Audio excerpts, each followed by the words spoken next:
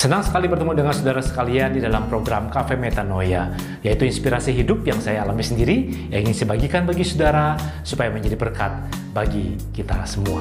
Karena masalah ekonomi dan ingin punya pengalaman dalam pekerjaan, saya pada kelas 2 SMA pernah bekerja paruh waktu atau part-time, kira-kira 4 bulan di sebuah perusahaan perdagangan bahan kimia untuk tekstil. Kebetulan yang menjadi kepala akuntingnya adalah saudara sepupu saya. Saat itu ada karyawan sedang cuti melahirkan, jadi saya bisa diterima kerja.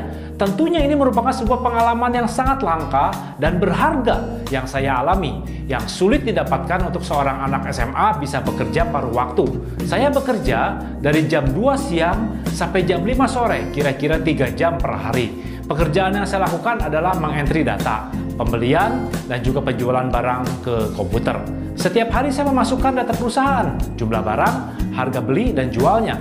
Kemudian setiap 1 minggu sekali di hari Jumat, biasanya bagian accounting cross-check dengan data manual. Pada satu hari, ternyata data yang saya masukkan berbeda angkanya dengan data manual. Hanya beda Rp5 saja. Kepala akunting langsung menyuruh saya untuk cek ulang seluruh data penjualan 1 minggu. Wah, saya sangat kesal karena saya pikir pekerjaan 1 minggu entry data harus diulang, padahal bedanya hanya Rp5. Dalam hati saya, kalau bedanya cuma Rp5 saja, saya ganti gak apa-apa. Tapi kepala akunting berkata, perbedaan yang terlihat hanya Rp5, tapi mungkin saja entry datanya banyak yang salah. Artinya, hasil akhir selisih data penjualan itu bukan berarti mencerminkan kesalahan yang kecil juga, walaupun hanya beda Rp5. Bisa saja itu akumulasi dari banyak kesalahan. Akhirnya, saya ulang cek data penjualan itu untuk 1 minggu dan membutuhkan waktu 2 hari untuk menyelesaikannya dan sangat melelahkan. Dan ternyata, kepala akunting benar, ada kesalahan ketik, baik jumlah barang maupun nilai jumlahnya. Sebanyak 3 kesalahan pada saat entry data.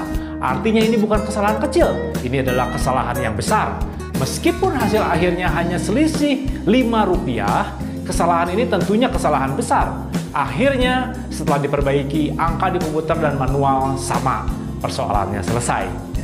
Saudara, pengalaman saya bekerja merupakan pengalaman yang berharga. Bukankah ada banyak orang yang meremehkan kecilnya kesalahan yang terlihat sehingga enggan untuk memperbaikinya? Namun apa yang terlihat oleh mata jasmani kita belum tentu sama dengan kenyataan yang ada. Seberapa besar kesalahan yang telah kita perbuat, apabila hal ini diakumulasi, sesungguhnya merupakan dosa besar di hadapan Allah. Mari selidiki hati kita masing-masing. Apakah Allah berkenan atas hidup kita? Masih adakah celah dalam hati kita? Jangan biarkan dosa merintangi perjalanan iman ini. Jangan biarkan kesalahan-kesalahan kecil menggerogoti hidup kita.